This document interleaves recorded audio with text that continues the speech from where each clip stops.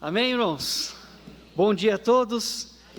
Convido você a abrir sua Bíblia comigo em 2 Reis, segundo livro dos Reis, capítulo 6. Lerei do versículo 1 até o 7. Se você puder, coloque-se em pé para essa leitura. E enquanto nós vamos lá, o título da mensagem dessa manhã é Ampliando as Estruturas. E por falar em ampliar as estruturas, como o pastor Ebenezer anunciou, semana que vem nós retornamos com a sala dos adolescentes na EBD. Então nós ficaremos no salão anexo, na sala de cima. Minha esposa Denise já tem entrado em contato com alguns adolescentes, eu também. Então, graças a Deus, estamos ampliando as estruturas e retornando. Se por algum motivo nós não conseguimos falar com seu filho ou com sua filha adolescente, mande um recado, por favor, no WhatsApp da igreja, dizendo: olha, meu filho e minha filha é adolescente e gostaria de participar, para que a gente tenha ideia da quantidade de pessoas e tomar todos os cuidados devidos. Mas graças a Deus, e para nossa alegria, e eu creio para a alegria dos pais e adolescentes também, estamos voltando. No horário do culto, os adolescentes vão continuar lá, tá bom? Então, nós participaremos dos cultos de lá. Então, você, pai, que vier, faça a sua inscrição. Os adolescentes não precisam fazer a inscrição para estar no culto aqui presencial, né? Mas estarão lá conosco para aprendermos mais da palavra de Deus e cultuarmos de lá. É uma bênção ou não é? É uma alegria para nós, estamos empolgados com essa nova possibilidade. Diz assim a palavra de Deus, 2 Reis, capítulo 6, versículo 1 a 7. E disseram os filhos dos profetas a Eliseu: eis que o lugar em que habitamos diante da tua face nos é estreito. Vamos, pois, até ao Jordão e tomemos de lá, cada um de nós, uma viga, e façamos-nos ali um lugar para habitar. E disse ele: ide. E disse um: serve-te de ires com os teus servos. E disse: eu irei. E foi com eles, e chegando eles ao Jordão, cortaram madeira. E sucedeu que, derrubando um deles uma viga, o ferro caiu na água, e clamou e disse: ai, meu senhor, ele era emprestado. E disse o homem de Deus: onde caiu? E mostrando-lhe ele o lugar, cortou um pau, e o lançou ali, e o fez flutuar o ferro. E disse: levanta-o. E então ele estendeu a sua mão e o tomou. Pai, obrigado pela tua palavra, pelo avanço da tua obra e pela oportunidade que temos nesta manhã de estarmos na tua casa, diante do Senhor e tua palavra. Pedimos que mais uma vez, ó Deus, o Senhor fale conosco aquilo que precisamos ouvir. Oramos em nome de Jesus. Amém. Podemos sentar? Ampliando as estruturas. No Reino do Norte, ainda havia alguns requisitos do péssimo reinado de Acabe. Acabe já não era mais o rei, mas a nação de Israel, o Reino do Norte, estava num processo de reconstrução. Ainda havia muitas coisas ruins acontecendo. E no período de Acabe, muitos profetas morreram. Eles tiveram problemas de liberdade, muitos fugiram, inclusive Elias, por conta da esposa de Acabe, chamada Jezabel, perseguindo os profetas do Senhor.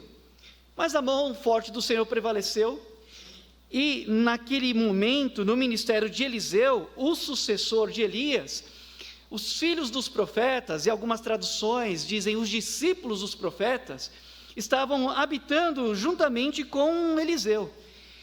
E parece que o problema ali, um bom problema aconteceu, porque o número dos filhos dos profetas, ou dos discípulos, aumentou. Então o lugar onde eles habitavam, junto com Eliseu, estava pequeno, estava estreito. É um bom problema para lidar. E aí, durante esse período, houve uma mobilização por parte daqueles alunos, ou dos filhos dos profetas, para que ampliassem a habitação, e houvesse uma espécie de melhor conforto para aqueles que moravam naquelas habitações, ou naquela habitação. E para que isso ocorresse, uma alteração nas estruturas seria necessária. As estruturas precisariam ser ampliadas. E esse texto pode nos dar ou trazer lições muito especiais, especialmente para o momento em que vivemos. É claro, era o reino de Israel, era um tempo de monarquia, nós vivemos uma era diferente, mas é a palavra de Deus, e ela pode nos trazer muitas lições, principalmente se for o nosso desejo querer crescer, buscar ampliação. Em primeiro lugar, a primeira lição que nós tiramos deste texto é que, se nós quisermos ampliar as estruturas, nós precisaremos de disposição para o trabalho. Quem quer crescer, não basta apenas mudar a decoração, mudar o sofá de lugar, colocar um quadro, pintar, não. Quem quer crescer, precisa mexer nas estruturas quando for necessário, pelo menos reforçar e refazer algumas estruturas. Porém, para isso, é necessário trabalho, é necessário disposição para realizar, então, o que for necessário para a ampliação das estruturas. Depois de anos de problemas com idolatria, ali no Reino do Norte, em Israel, problema com liberdade religiosa, medo da morte, porque Jezabel realmente perseguia e matava os profetas do Deus eterno, eles começaram a sair do isolamento, e houve, ali, aparentemente, um crescimento, um interesse de pessoas no ministério de Eliseu. Então esse novo problema surge, e como nós dissemos, um bom problema, porque o lugar ficou pequeno, então alguma coisa precisava ser feita, alguma mudança precisava ser realizada. E trazendo para os dias atuais, é como se agora nós podemos nos reunir novamente no templo, já estamos com a lotação completa para os nossos dias, mas há mais pessoas que querem chegar. Então alguma coisa precisa ser feita. Então, ali, pelo menos naquele momento, os discípulos tomaram uma iniciativa de fazer alguma coisa. Eles disseram, aqui no versículo 2, tomemos cada um de nós uma viga, façamos-nos ali um lugar para habitar. Então eles tomaram uma iniciativa, colocaram as suas mãos à disposição para o trabalho. E é importante nós lembrarmos que o Deus a quem nós servimos é um Deus de trabalho, é um Deus que trabalha. Jesus disse: o meu Pai trabalha e eu trabalho também. E nós cooperamos com o trabalho de Deus. Paulo disse isso em 1 Coríntios, capítulo 3, versículo 9, que nós somos cooperadores de Deus. E eu imagino que muitos de nós querem ver a igreja de Jesus crescer, mas é preciso querer crescer junto com a igreja. Não só, olha, tomara que a igreja cresça, mas não contem comigo. Não é assim. Eu quero ver a igreja crescer, mas eu quero fazer parte disso e quero crescer também junto com a igreja de Jesus. E isso funciona quando nós temos corações dispostos, mãos prontas para o trabalho, para fazer a obra que pertence ao Senhor. E que haja em nós a mesma disposição que houve nos servos do passado, a mesma disposição que houve em Tiago e em João, quando Jesus os chamou para que eles o seguissem. Então imediatamente eles deixaram as redes e seguiram a Jesus. Que haja em nós a mesma disposição que houve em Mateus, quando ele estava na coletoria. E então Jesus disse: segue-me, ele imediatamente se levantou e seguiu. Ou como houve em Saulo, é claro que foi ali uma obediência inicialmente forçada ou a contragosto, a caminho de Damasco, quando ele literalmente caiu ali do cavalo, e ele amedrontado, assustado, a primeira pergunta que ele fez a Jesus, depois que entendeu que era Jesus: o que o Senhor quer que eu faça? Mas ele fez. E a gente sabe que Paulo trabalhou, ele fez o que pôde enquanto esteve nessa terra. E ele disse em Atos dos Apóstolos, capítulo 20, versículo 24: em nada tenho a minha vida por preciosa, contanto que cumpra com alegria, com disposição, o ministério e a carreira que recebi do Senhor Jesus, a fim de dar testemunho do Evangelho da graça de Deus. Há muito o que se fazer, e é o nosso desejo que a obra avance, que a obra cresça, que mais pessoas cheguem, mas Deus conta com você, Deus conta comigo, e que em nossos corações haja essa mesma disposição que houve naqueles discípulos, naqueles filhos de profetas, em fazer alguma coisa, em se mexer, não ficar estagnado, mas participar da obra que Deus está realizando. A pergunta é se você quer ficar de fora ou quer ser usado por Deus para o avanço dessa obra. Em segundo lugar, se quisermos ampliar as estruturas, nós precisaremos de interdependência. Interdependência. O que é interdependência? Segundo o dicionário, é dependência recíproca. Temos um alvo em comum e realizamos atividades para alcançar esse alvo, esse propósito. Mas nós nos ajudamos mutuamente para que esse propósito seja alcançado. E eu imagino que eles tinham muitas madeiras para cortar, muitas vigas para serem preparadas, a fim de aquelas estruturas fossem ampliadas. E aqueles homens sabiam que não conseguiriam se não trabalhassem juntos, se não trabalhassem em equipe. E então, se cada um fizesse a sua parte, o todo seria bem-sucedido. Se cada um realizasse com responsabilidade aquilo que lhe cabe, todo mundo sairia ganhando, porque a obra avançaria. E parece então que todos se envolveram naquela obra, todos foram retirar a madeira à beira do Jordão, inclusive Eliseu, e ainda bem que eles chamaram Eliseu, vamos com a gente, e Eliseu também estava lá, participando daquele trabalho, daquela obra. E existem riscos em se cumprir tarefas sem ajuda. Fazer as coisas sozinho é muito ruim. Quais riscos? A maior possibilidade de desânimo, por exemplo. A maior possibilidade de erros. Há mais dificuldades para tomadas de decisões. A obra de Deus não se faz sozinha. Aliás, nós não fomos criados para vivermos sozinhos. E o sábio rei Salomão, no final da sua vida, escreveu em Eclesiastes capítulo 4, versículos 9 e 10, melhor é serem dois do que um, porque tem melhor paga do seu trabalho, melhor recompensa, prosperam mais.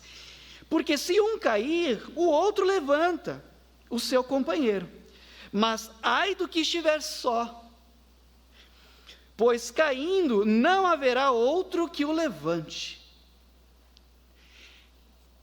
E trazendo para o nosso contexto como igreja, se cada um de nós, com diligência, com responsabilidade, fizer a sua parte, o corpo cresce. E cada um de nós cresce com o corpo. A Bíblia tem nos ensinado que a igreja é o corpo de Cristo, e nós somos membros desse corpo. Ele é o cabeça, e nós somos membros uns dos outros, mas ligados a Cristo. De modo que se um padece, o corpo todo sofre. Mas se o corpo cresce, todos nós crescemos juntamente com o corpo. E Paulo, ele escreveu aos Efésios no capítulo 4, versículos 15 e 16, que disse o seguinte: antes, seguindo a verdade em amor, cresçamos em tudo, naquele que é a cabeça, Cristo, do qual todo o corpo bem ajustado, ligado pelo auxílio de todas as juntas, segundo a justa operação de cada parte, faz o aumento do corpo para a sua edificação em amor.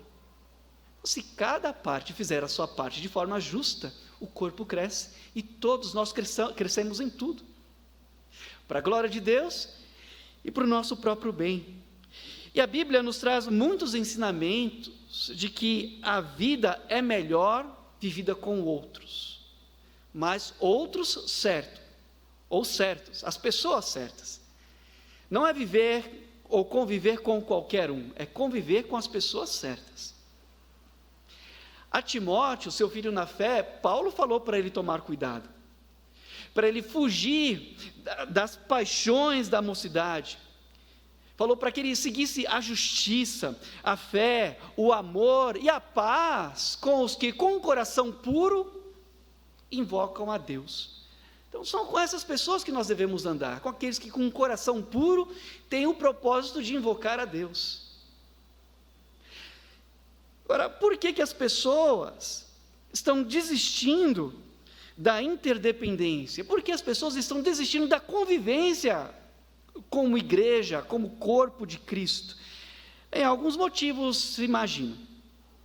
Relacionamentos desgastados. Algumas pessoas estão cansadas de lidar com outras pessoas, porque não conseguem ter uma aproximação. Nós não somos obrigados a termos relacionamentos íntimos com todos, mas pelo menos íntegro e respeitoso, porque onde falta respeito, o relacionamento se desgasta. Um outro motivo que tem feito as pessoas desistirem da interdependência é que o ego não foi ainda plenamente transformado. Ainda tem lá partes do velho homem que age. Tem pessoas que se escondem atrás, inclusive, da personalidade, do temperamento, ou até mesmo do nome. Eu sou assim porque a minha personalidade é muito forte, então eu vou para cima mesmo dos outros. Eu sou assim porque meu temperamento, ou eu sou assim porque minha mãe escolheu meu nome tal. Quem mandou ela escolher esse nome? Eu sou assim porque meu nome é isso.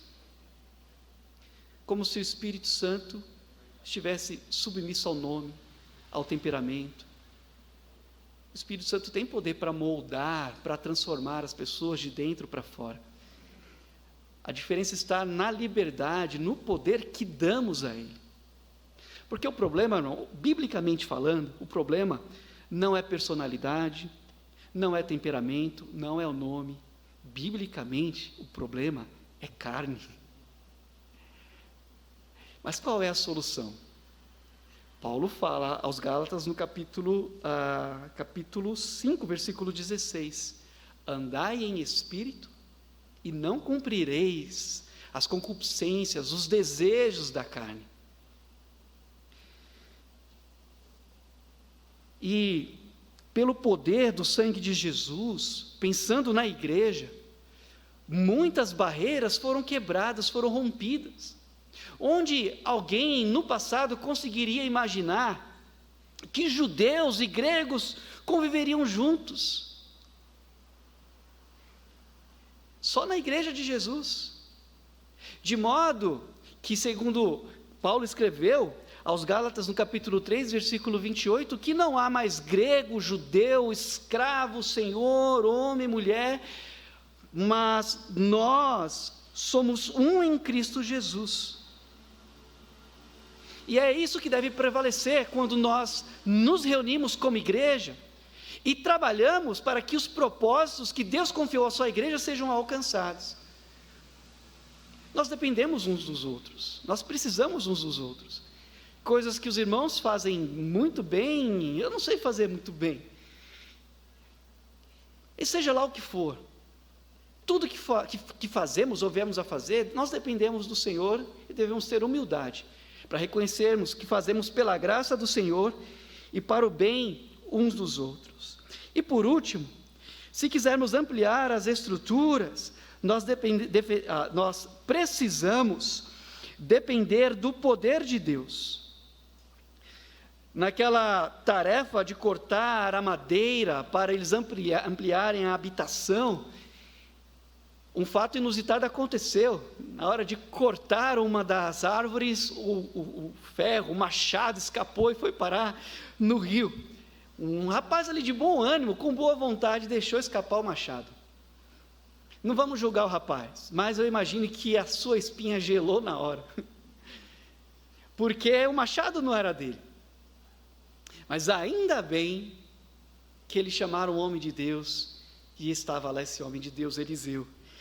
E eles puderam presenciar um milagre. Não tem outra explicação, irmão. Foi um milagre. O machado flutuou e aquele milagre aconteceu. Foi a manifestação do poder de Deus. E é claro que imprevistos acontecem no trabalho, na obra de Deus, no avanço da igreja, na obra missionária. Nós fazemos a nossa parte. Nós arrancamos toco, nós tiramos pedra, nós convidamos pessoas, nós mandamos zap, nós compartilhamos a transmissão, nós oramos, nós chamamos pessoas, mas quem salva é Jesus. O milagre quem faz é Ele. As portas são abertas ou fechadas por Ele. Aquilo que é natural, aquilo que nos cabe, nós fazemos, mas o improvável ou o impossível, deixe por conta dEle. Mas Ele faz. E você sabe que sim. Para que a sua obra avance, Ele faz, Ele realiza milagres. Nós estarmos hoje aqui, é um milagre de Deus, é Ele quem tem preservado a sua obra e o seu povo na face da terra. E dizem que Hudson Taylor afirmou que a obra de Deus, feita do jeito de Deus, jamais deixará de contar com o sustento de Deus. Agora, pensando novamente naquele rapaz que perdeu o machado, ele perdeu aquilo que tinha de mais importante para realizar o seu trabalho. Ele perdeu algo que não era dele. Alguém confiou a ele aquele instrumento. Ele era apenas um mordomo daquela ferramenta. E paralelamente, tudo que temos recebido do Senhor não nos pertence. Pertence ao Senhor. E devemos usar então aquilo que temos recebido do Senhor com diligência. Mas quando ele perdeu o machado, ele teve consciência de que alguma coisa errada aconteceu.